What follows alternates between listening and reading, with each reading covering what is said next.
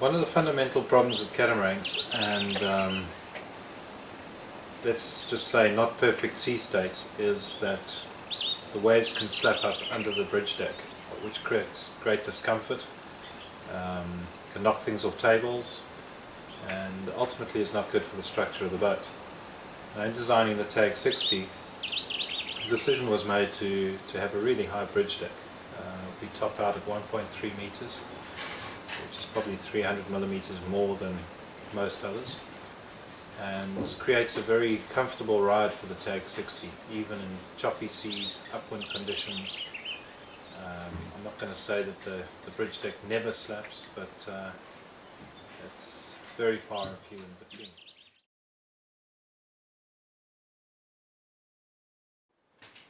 Controlling the TAG 60, you can do that from 3 different positions: from the port helm station, starboard helm station, or from the inside nav station. And all the navigation information, sailing information, etc. is available at each one of these stations. From a sailing perspective, sailing from the windward or leeward side is a personal preference at times, but ultimately sailing on the windward side, beating upwind,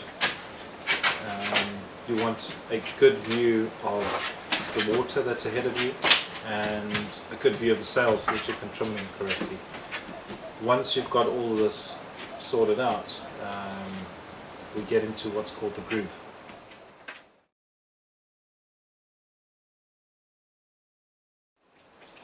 The TAG 60 has 2 outdoor helm positions, a port and a starboard, being windward, leeward, whatever your course is that you're sailing, and the interior nav station. Now, all the information, all the navigation information is repeated on every one of the stations. From a sailing perspective, the midships helm positions offer you a great view forwards of your course and the water that you're going to encounter, plus a great position to monitor the sails from, so that you can trim and tune the sails accordingly. Coming from a racing background, once everything's trimmed up correctly and tuned correctly, and you've got the boat sailing at optimum speed, this is what we call being in the groove. And the TAG 60 is one of the few catamarans that I've actually been able to experience that on, where you actually feel connected to the boat, you're in the right position, and you can thoroughly enjoy the sailing.